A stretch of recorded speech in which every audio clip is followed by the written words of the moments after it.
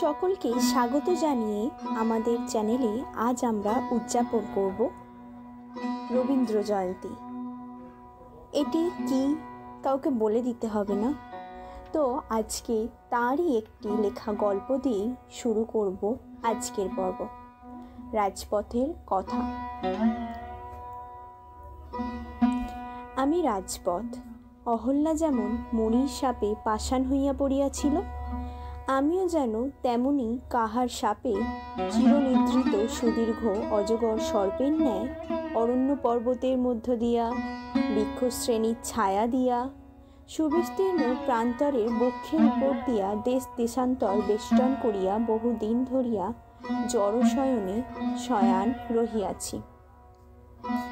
অসীম ধৈর্যের সহিত ধুলায় লুটাইয়া শাপান্তকালের জন্য প্রতীক্ষা করিয়া আছি।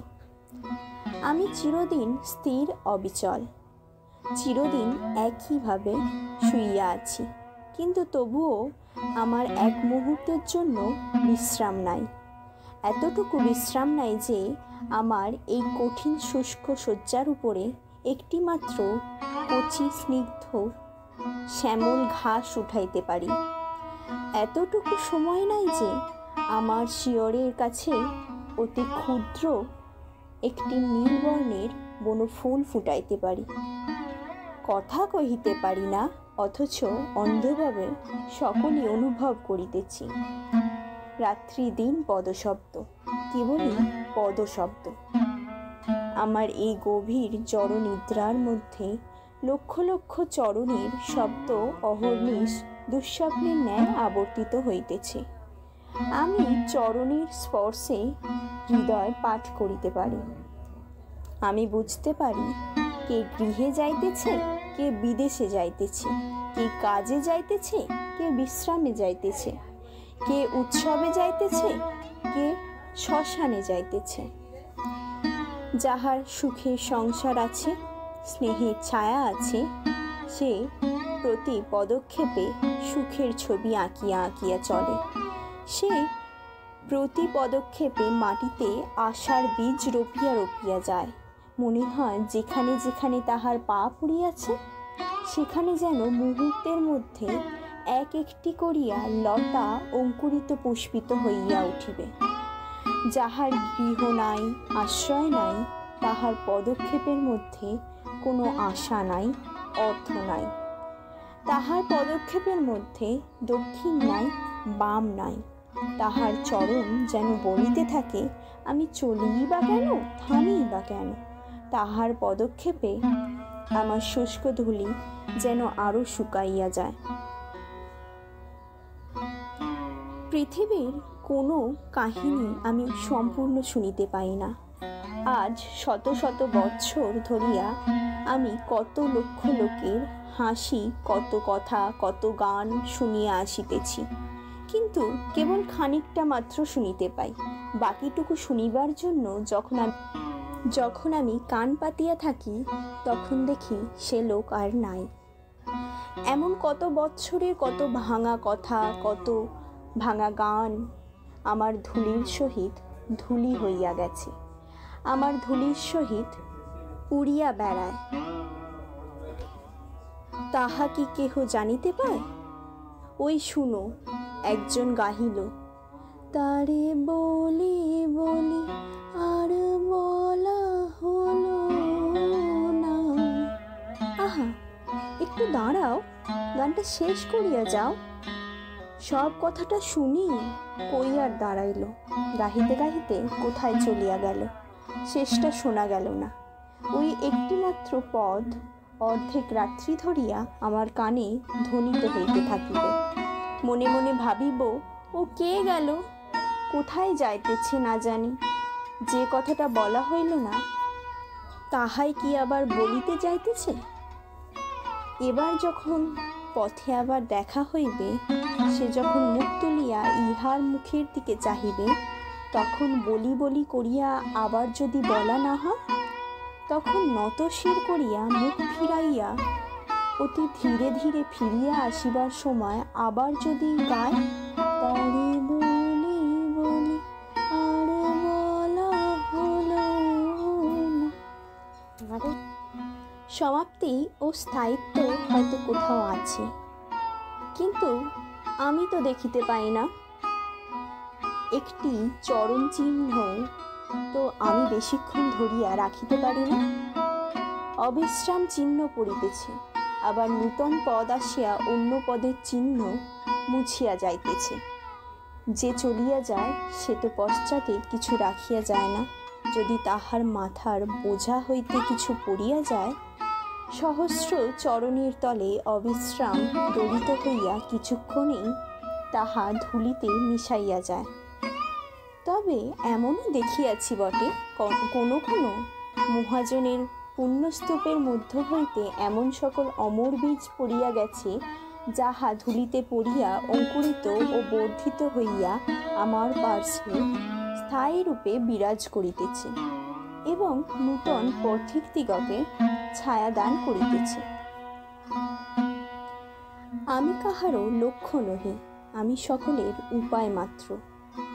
আমি কাহারও গৃহ নহি, আমি সকলকে গৃহে লইয়া যাই।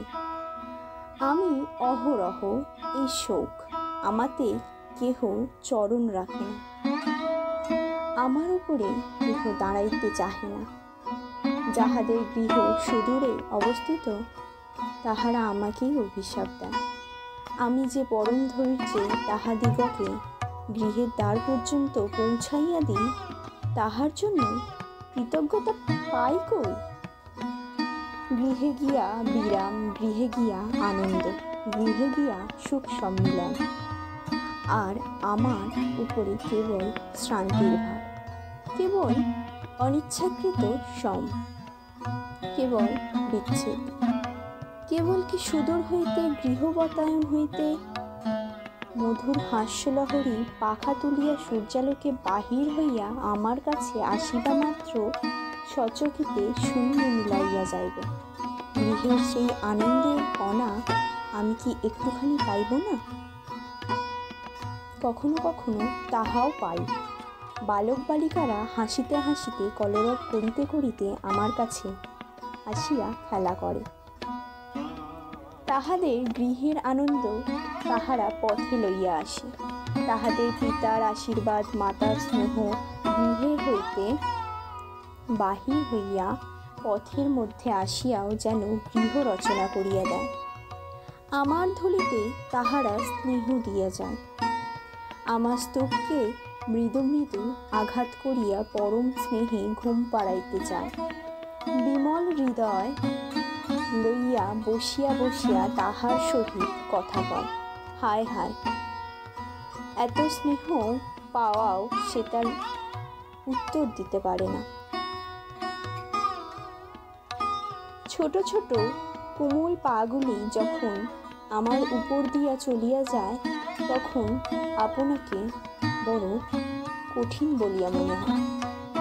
মনে হয় উহাদের পায়ে বাজিতেছে। কুসুমের দলের ন্যায় কোমল হইতে স্বাদ যায়।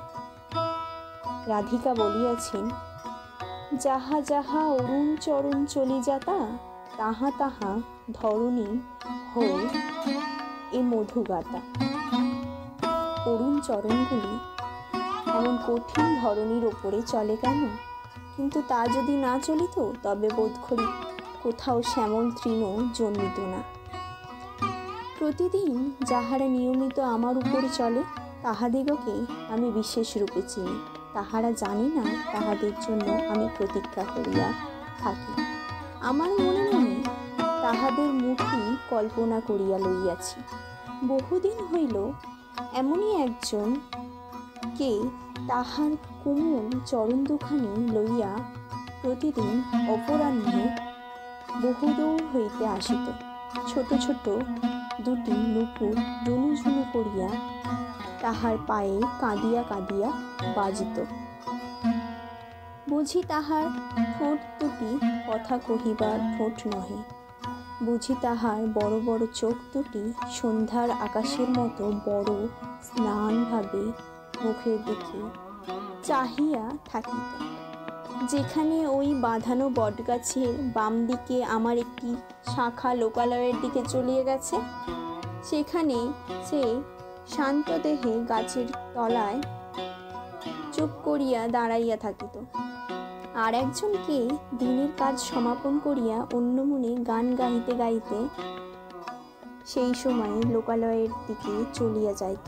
সে বোধ করি কোনো দিকে চাহিত না, কোনোখানে দাঁড়াইত না, হয়তো বা আকাশের তারার দিকে চাহিত। তাহার গৃহের দ্বারে গিয়া পুরো গান সমাপ্ত করিত। সে চলিয়া গেলে বালিকা শ্রান্ত পদে আবার যে পথ দিয়া আসিয়াছিল সেই পথে ফিরিয়া যাইত। বালিকা যখন ফিরিত তখন জানিতাম অন্ধকার হইয়া আসিয়াছে। সন্ধ্যার অন্ধকার হিমস্পর্শ সর্বাঙ্গে অনুভব করিতে পারিতাম। তখন গোধূলির কাকের ডাক একেবারে থামিয়া যাইত। পথিকেরা আর কেহ বড় চলিত না। সন্ধ্যার বাতাসে থাকিয়া থাকিয়া বাঁশবন ঝরঝর ঝরঝর শব্দ করিয়া উঠিত। এমন কতদিন, এমন প্রতিদিন সে ধীরে ধীরে আসিত, ধীরে ধীরে যাইত।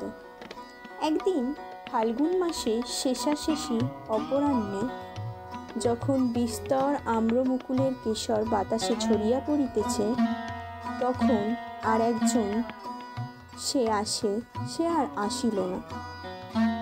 সেদিন অনেক রাত্রে বালিকা বাড়িতে ফিরিয়া গেল।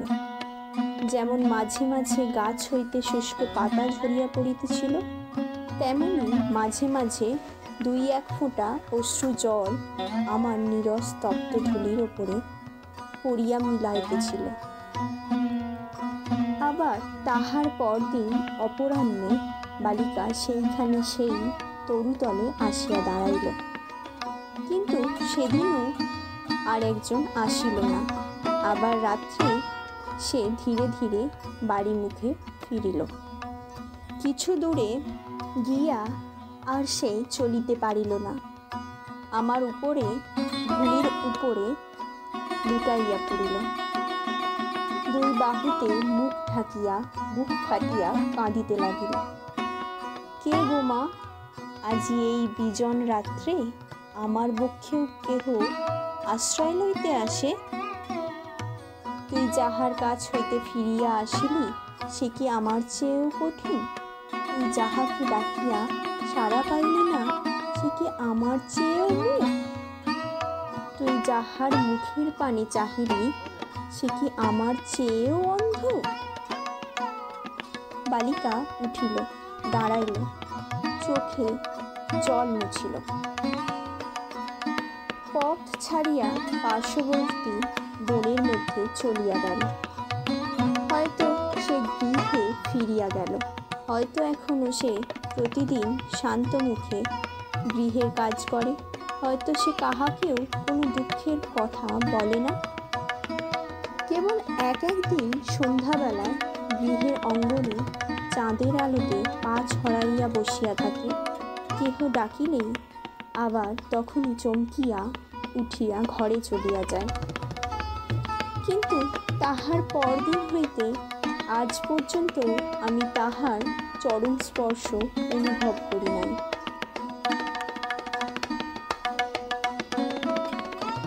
এমন কত পদশব্দ নীরব হইয়া গেছে, আমি কি এত মনে করিয়া রাখিতে পারি?